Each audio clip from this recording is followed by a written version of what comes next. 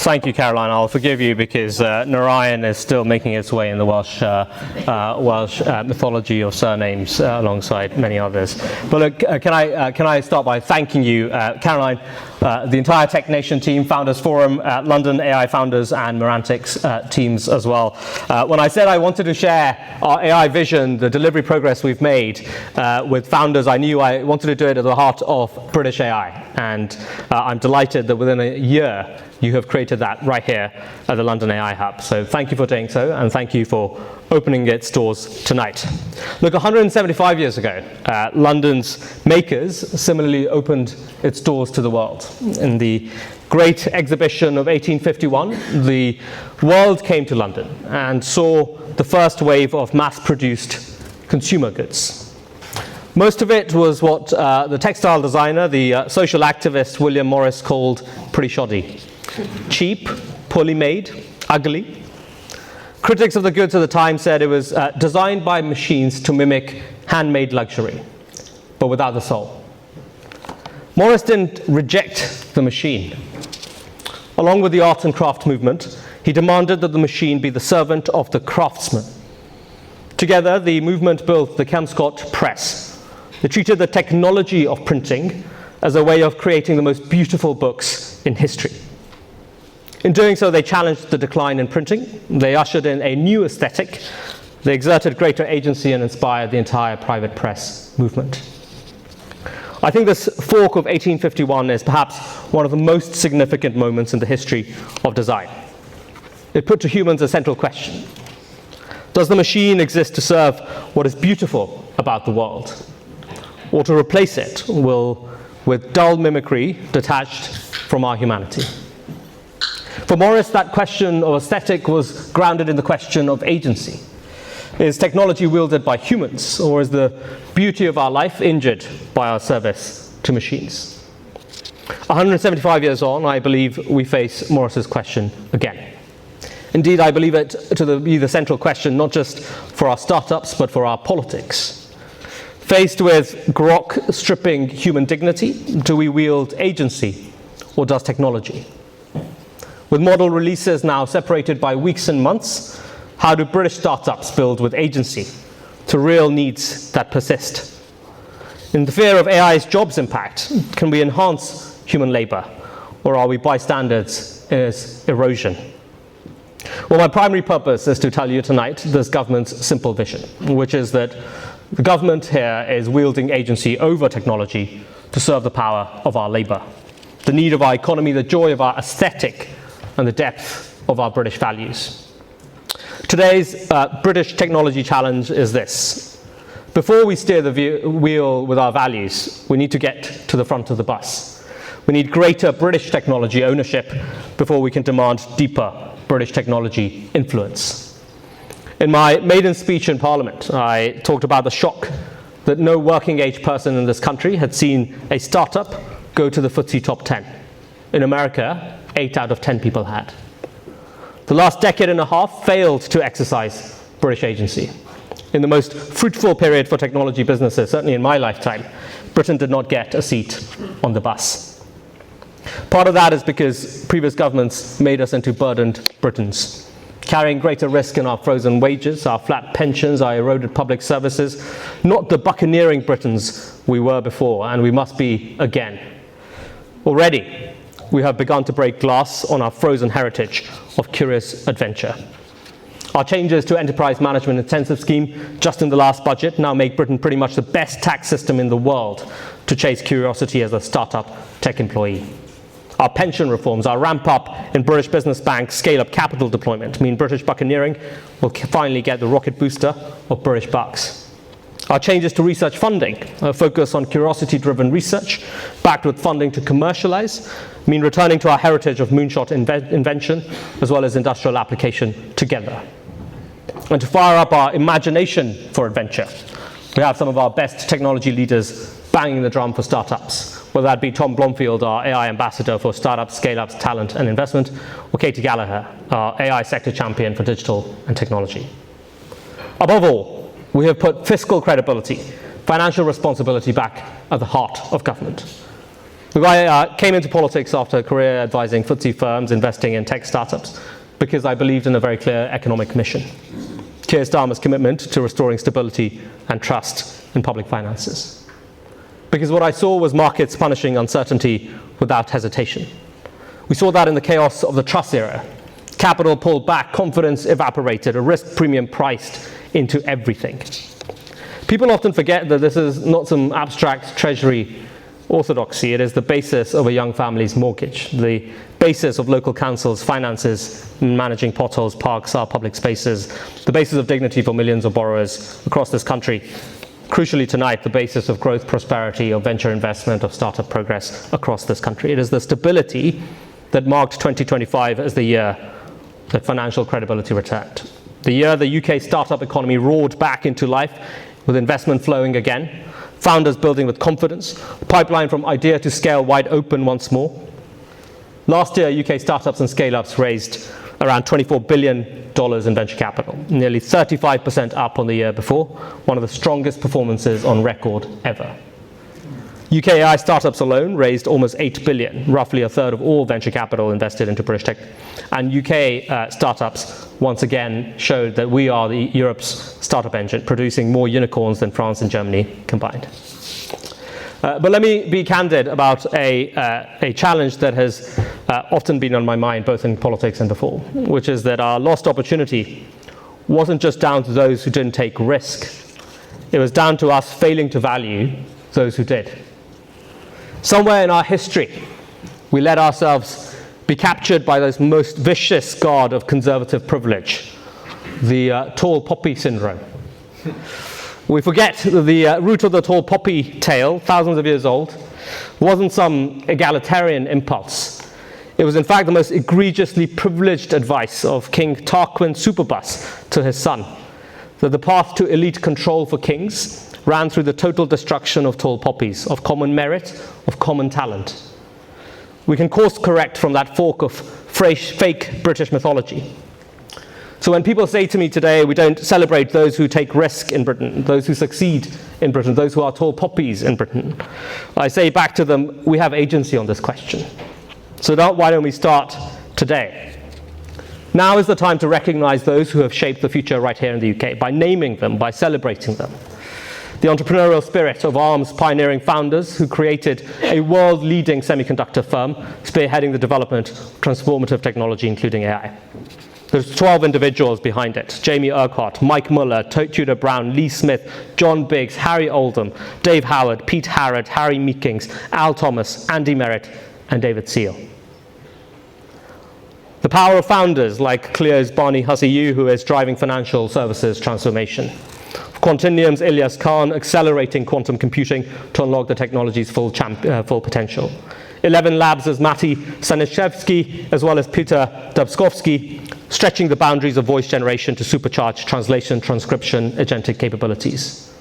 The risks these founders took are driving growth and prosperity in the UK. I want to recognize their achievements.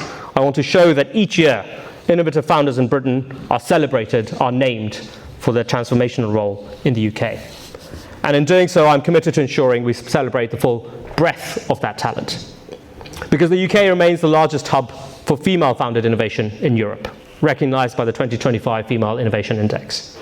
We know still our technology ecosystem skews heavily male, and the Secretary of State and I are determined to change that. That is why we have launched the Women in Tech Task Force in December to address barriers preventing women from starting businesses, entering the sector, or scaling them. If women started and scaled new businesses at the same rate as men, our economy would see a £250 billion boost. So I will also champion with the government the game-changing work done by women blazing the way in technology leadership. Women like my personal hero, Sterling Banks and Bowden. Pension bees Romi Savova and Resi's Alex DePledge, serving also in this country as entrepreneurship advisor to the UK's first female chancellor. This is the talent that will cement the UK as a global tech leader, and we should be aiming this high. In fact, my ambition in 5 years' time is to come back here and to name the first founder of a $1 trillion company right here in Britain. Some people might say that setting those targets is setting yourself up to fail, to be its own risk. And to them I say that the government is embracing its founder mentality, based on the example of all of you and so many others, ambitious founders at the frontier of Britain.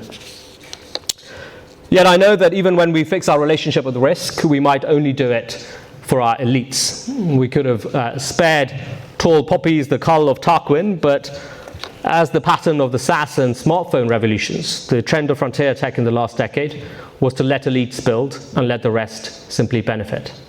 That cannot be the trend of the next 2 decades. AI's opportunity is too spread to encourage that narrow vision. It's not just concentrated code, it's much more diffuse physics that will determine AI's impact. Crucially, Britain's strength is a separate trend. British tech has done best when we have spread opportunity. There is a reason that our largest UK tech-listed company started in 1981 when a local printing firm owner asked a university student to automate his quotes and accounting. The automation worked so well that they both decided to quit both printing and studying and to start selling. Plotting their startup at the Rose and Crown pub, you have to. They saw a green herb poster on the wall and thought they'd call their company either Parsley Systems or Rosemary Systems or Basil Systems, and ultimately landed on the startup's name, Sage Systems. Over 4 decades on, that green herb is Britain's pride, our largest UK-listed tech company headquartered in Newcastle. The Sage effect in Newcastle, the ARM effect in Cambridge, the Admiral Group effect in South Wales, the DeepMind effect in King's Cross, the Skyscanner effect in Scotland, the THG effect in Manchester. Each of these is the effect of remarkable founding teams, but they are also, in turn, the causes of huge lifts in opportunity in their places. That is why we have just announced not just 28 billion in AI growth zone infrastructure in my first 4 months in this role, but we have announced it in deep areas of strength. 5,000 jobs in the northeast, 8,000 jobs in North and South Wales, 3,000 jobs in Lanarkshire and Scotland. Because in this tech revolution, Britain is proving that opportunity spread is opportunity scaled. It is why we are now announcing 27 million for Tech Local, a program to spread skills training and better jobs placements in technology right across this country. It is why I whizzed around every nation, 6 cities in just over 24 hours, to see our regional tech boosters building communities like this one in each nation of the United Kingdom. And it is why this government has thrown open the doors of opportunity. Look, Harold Wilson did it with the Open University, and with that Wilsonian sense of scale, our program will now support AI skills targeting 10 million workers, almost a third of Britain's workforce skilled in AI by 2030. In all of this, we have to remember that the opportunity of tech is not just in who builds, but in what we build. That is especially so because Britain has a history of building things that expand agency, extending what each of us can do. When Britain set the pattern of joint stock ownership, we extended the agency of entrepreneurs, scaling risk by widening the scope of who could share in that risk. When Britain first submitted the proposal for a World Wide Web, we extended the agency of people sharing knowledge on an open internet. When Britain led with open data and with data platforms such as UK Biobank, we extended the agency of citizen engagement, of frontier research alike. And when tech started to become opaque at the turn of the century, the reserve of few, it was Britain that put capability back into people's hands. Raspberry Pi, born in Cambridge, manufactured in Wales, was designed to be cheap, hackable, understandable.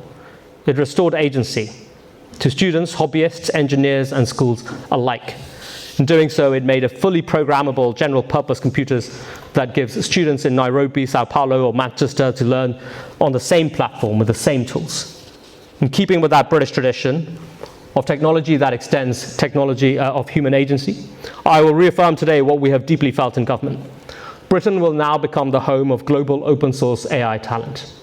We have fellowships with Alan Turing and Meta to back open source talent in government. We have tools, including via the UK AI Security Institute, to build open source infrastructure. The UK, through AZ, has developed the world's most widely used government-backed evaluation tools. Inspect, Sandbox, Inspect Cyber, and our latest release, Control Arena, are now being used by governments, companies, academics at the frontier around the world. These open tools lower the barrier to high-quality evaluation. They make science safe and accessible at scale. If we do this, restoring agency and taking risk in succeeding in building across our country, we will have done a huge service. But we will also have done it in restoring another sense of agency, the agency of the state, our collective vehicle for progress. Look, to some of you, the words agency and state might not go together. But the reality is that the history of the British state is not one of passivity. I think those are the conservative periods of aberration and indeed the reform periods of allegation. The history of the British state is one of total agency. Alongside the agency of our modern health service, the foundation for our life sciences sector, we have a proud history of Harold Wilson's technological agency. In Jim Callaghan's government, another undertold story of state agency. For it is a Labour government that backed the creation of Inmos in 1978 with £50 million to establish a UK semiconductor industry. Housed in Bristol and Newport, Inmos went on to make a moonshot product, the transputer product designed for parallel computing decades before multi-core processors became industry standard. Inmos didn't ultimately survive, I think sold too early by Thatcher. But the original Inmos facility in Wales became the seed for Wales's semiconductor cluster, a world-leading compound semiconductor cluster today, offering a lifeline to a community amidst declining steel jobs, now offering us the chance of global leadership in that critical industry. When I visited the cluster, I saw an exceptional set of apprenticeships for young women, breaking every stereotype of what British tech could be. While the last decade of SaaS meant that software engineering jobs and software engineering cities only concentrated opportunity, that hardware cluster, anchored in proud state support, flipped the conventional chains that tie class to earnings, restoring craft, pride in human labor, good pay for a good factory job in the high-tech sector. Workers at Inmos didn't just seed Wales' semiconductor cluster. A handful of them left to join another fledgling British startup. In 1981, that British startup, Acorn Computers, won the hardware contract for BBC Micro, the BBC's computer literacy program. Within years, Acorn joined forces to spin out a small asset-light chip design startup in a turkey barn in Cambridgeshire. Shortening the Acorn RISC machine, they called the company ARM, or ARM. Today, that legacy of Inmos, with the boost of the BBC's procurement, is the world's premier chip design IP firm, valued at over $100 billion. We are picking up where Labour's semiconductor legacy left us, and we're spreading it across each part of our startup economy. I am therefore absolutely delighted to announce that today Fractile is confirming £100 million of investment in its UK headquarters over the next 3 years, underlining its commitment to building advanced AI hardware capability here in Britain. The investment will expand its London and Bristol sites, create a new UK industrial hardware engineering facility, and grow its UK-based team to develop and optimize next-generation systems. A British AI inference chip startup rooted in the legacy of Inmos and ARM, now relentlessly chasing the future. And when you all relentlessly chase a similar future, you will find in Britain a government in the service of Startup Britain. I mean that in practice, not just in slogan. And look, as having read Andy Grove as well, I think I know what matters is high output management, not loud announcement politics. And so you will have a government that measures its output in public with a new AI opportunities action plan dashboard, so you can hold us to account for the final mile. We've delivered 75%, we want to be held account for the final 25%. A government acting as an investment amplifier, driving tens of billions of investment in tech ventures, establishing a standalone sovereign AI unit that I hope will operate at market pace, equipped with £500 million, investing into high potential British AI startups as a world-leading venture firm. A government acting to secure British national security with our National Security Strategic Investment Fund. A government here to celebrate your remarkable achievements, 24 billion raised in venture in 2025, the best tech ecosystem outside of California. A government making sure you have the compute to turn AI ideas into economic opportunity. In just the time I have been in post, we have secured over £68 billion in AI infrastructure and research investment into Britain, underpinned by very significant planning and energy reforms. We are putting over £1 billion into public compute, the AI research resource, in the service of British startups and research. When you've built with capital and compute, you will have a government willing to be a first-class customer, putting enterprise sales cycles to shame. With novel chips, we will do so with a 100 million advanced market commitment. In our recent planning and education AI procurements, a government that is willing to accelerate procurement processes. And a government also that knows the community, the collective force of our talent, is the biggest determinant of our success. With a dedicated AI stream for global talent, we are going to reimburse visa fees and accelerate visa processes alongside a domestic obsession for training British kids in AI. And finally, a government that knows that the central question for us is one of culture. Culture of relentless agency, shared opportunity, of extended human agency. So we meet William Morris's challenge and put machines in the service, once again, of British agency. Thanks very much.